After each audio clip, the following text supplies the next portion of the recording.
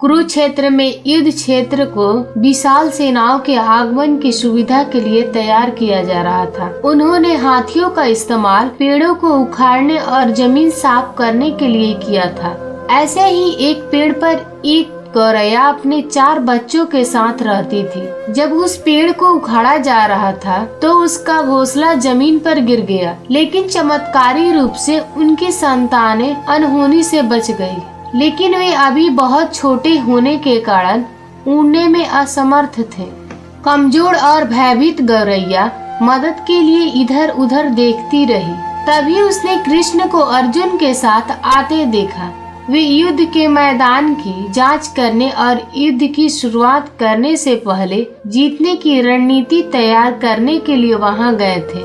उसने कृष्ण के रथ तक जाने के लिए अपने छोटे पंख फड़फड़ाए और किसी प्रकार श्री कृष्ण के पास पहुंची। हे कृष्ण, कृपया मेरे बच्चों को बचाएं, क्योंकि लड़ाई शुरू होने पर कल उन्हें कुचल दिया जाएगा। सर्वव्यापी भगवान बोले, मैं तुम्हारी बात सुन रहा हूँ, लेकिन मैं प्राकृतिक के कानून को हस्तक्षेप नहीं कर सकता। गौरैया ने कहा, हे भगवान, मैं जानती हूँ कि आप मेरे उद्धारकर्ता हैं। मैं अपने बच्चों के भाग्य को आपके हाथ में सौंपती हूँ। अब यह आपके ऊपर है कि आप उन्हें मारते हैं या बचाते हैं। काल चक्र पर किसी का बस नहीं है। श्री कृष्ण ने एक साधारण व्यक्ति की तरह उससे बात की, जिसका आशय था कि वहाँ ऐसा कुछ भी नहीं था जिसके बारे में वे कुछ भी कर सकते थे। गौरैया ने विश्वास और श्रद्धा के साथ कहा, प्रभु आप कैसे और क्या करते हैं वे मैं नहीं जान सकती। आप स्वयं काल के नियंता हैं, यह मुझे पता है। मैं सारी स्थिति एवं परिस्थिति एवं स्वयं को परिवार सहित आपको समर्पण करता हूँ। भगवान बोले, अपने घोंसले में 3 सप्ताह के लिए भोजन का संग्रह करो। गौरैया और श्री कृष्ण के संवाद से अनभिज्ञ अर्जुन गौरैया को दूर भगाने की कोशिश करते हैं।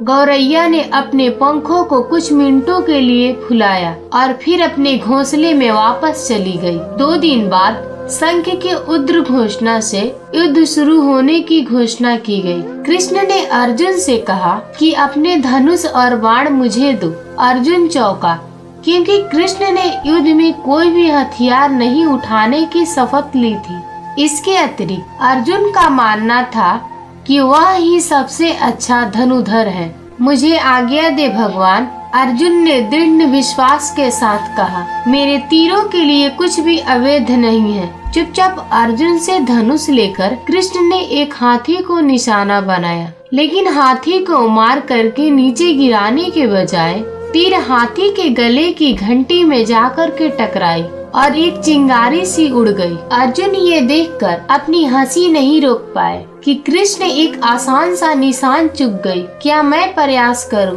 उसने स्वयं को प्रस्तुत किया। उसकी प्रतिक्रिया को नजरअंदाज करते हुए कृष्ण ने उन्हें धनुष वापस दे दिया और कहा कि कोई और कार्रवाई आवश्यक नहीं है। लेकिन केशव, अपने हाथी को क्यों तीर मारा? अर्जुन ने पूछा। क्योंकि इस हाथी ने उस गौरैया के आश्रय उसके घोंसले को, जो कि एक पेड़ पर था, उसको गिरा दिया था। कौन सी गौरैया? अर्जुन ने पूछा। इसके अतिरिक्त हाथी तो अभी स्वार्थ और जीवित है, केवल घंटी ही टूटकर गिरी है। अर्जुन के सवालों को खारिज करते हुए कृष्ण ने उसे शंख फूंकने का निर्देश दिया। युद्ध शुरू हुई। अगले 18 दिनों में कई जानें चली गई। अंत में पांडवों की जीत हुई। एक बार फिर कृष्ण अर्जुन को अपने साथ सुदूर क्षेत्र में भ्रमण करने के लिए ले गए। कई सौ अभी भी वहाँ हैं, जो उनके अंतिम संस्कार का इंतजार कर रहे हैं। जंग का मैदान गंभीर अंगों और सिर बेजान सीढ़ियों और हाथियों से कटा पड़ा था।